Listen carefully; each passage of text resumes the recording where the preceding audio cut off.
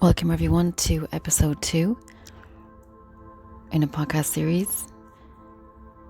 Today, I've entitled the show The Lowly Traveller.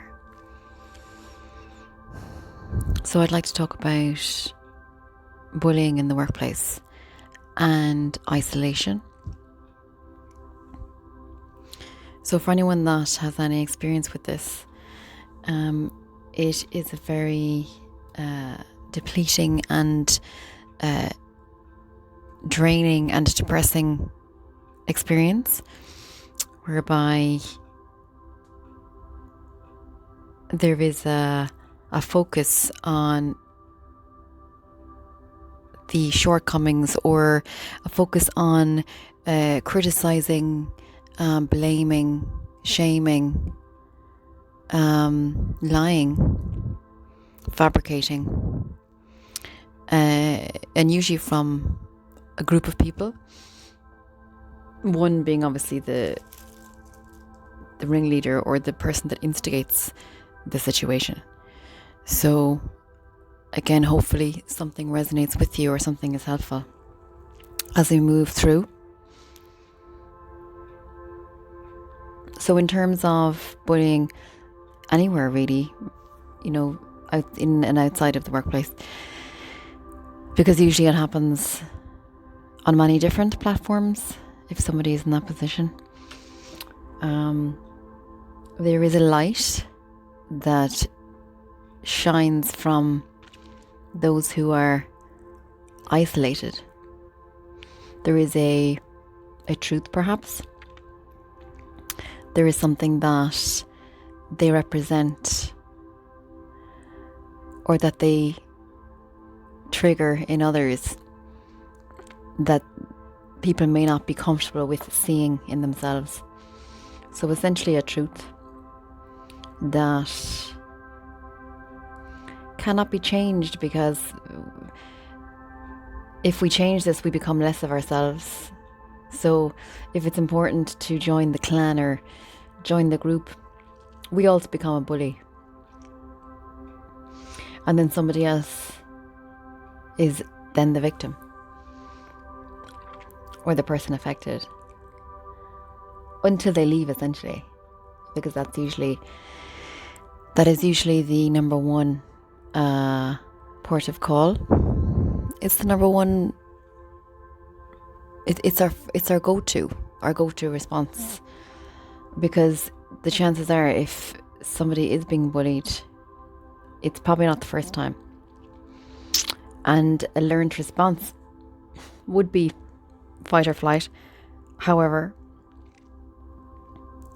flight is usually the choice, because if one was to fight, one would cease to be a victim, and therefore bullying could not occur.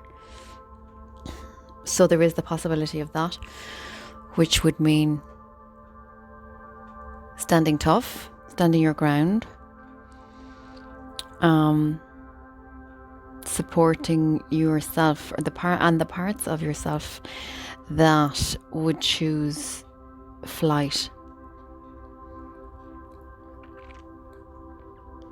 So there are many options in such a scenario. There is another piece, which is the depletion and the draining of energy. And once this occurs, there is probably also a crumbling of self-esteem, a depletion or lack of confidence that once was probably there, a lesser belief maybe in oneself, and all of those factors really make it difficult to come to a decision or come to a stance, whether it's a fight or a flight, or indeed a well thought out plan of departure. So there are many choices that can be made. The experience of it is quite severe and can be ranging anything from minor comments to something far graver and deeper that really affects not only our outer layers but affects us internally. And this can have very detrimental effects on all of our relationships inside and outside these scenarios, which in effect does negatively impact on our entire lives, which is something really to sit with, digest, and to really consider when we are making any kind of decision or choice for the greater good and for our greater good. I feel step one is to really acknowledge the impact of the behavior, the impact of the lies, the impact of the shattering of one's self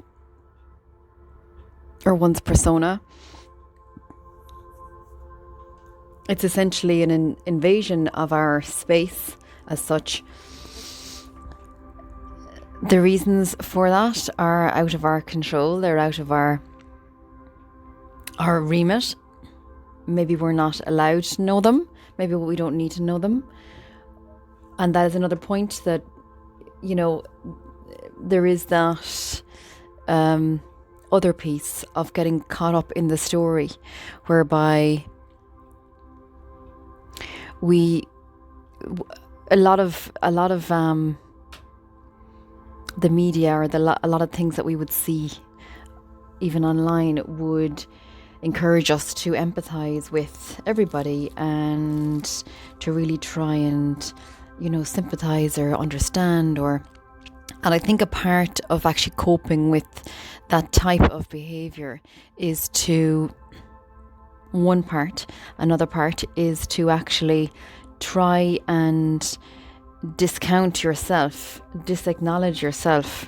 so that you psychologically you are able to survive and you're able to actually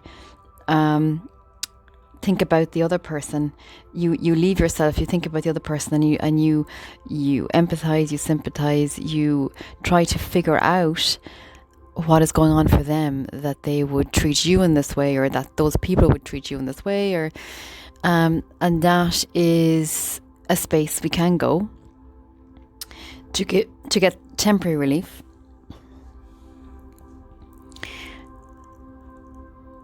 And we still arrive back with ourselves at some point and wonder why we still discount ourselves or disacknowledge ourselves, because if we are acknowledging ourselves fully, we are in a position to be able to either leave or fight or stand your ground. And why I say leave is that flight is a reaction to a situation, whereas if you have a thought out plan of action that is an action on your behalf, that is based on a decision you've made rather than a reaction that is happening in your body. So they're two very different things. So there is many parts to this. I think there's a lot of different coping mechanisms. I think it's important to identify which one that you can relate to, or which ones you can relate to. In acknowledging those, we are now leaving ourselves open to seeing what the next step is, or we're leaving ourselves open. We're actually opening up that space for us to have much more choice. Because before we may have been functioning from somewhere unconscious, or somewhere that we were unaware of why we were in those situations, or why we were making those choices unknowns to ourselves. Whereas this opens up a space. So if we see how we are in the world in terms of that, we see how our responses are, what they look like, or what we have been doing. it does open up that space for choice. So now we have much more choice in terms of what our next step will be, and it's a conscious step. It is a truthful step. All of our being and all of our parts are hearing this discovery, and all of our parts are hearing this choice that we are actively making from a space of empowerment and choice rather than victimhood and unconsciousness. So if you have any questions, please feel free to contact me on any forum. And if you have been triggered or affected by anything on this podcast, please also feel free to make contact, and I can direct you either to myself or in some other direction, whatever feels good for you. And I hope to hear from you soon. Thanks, guys.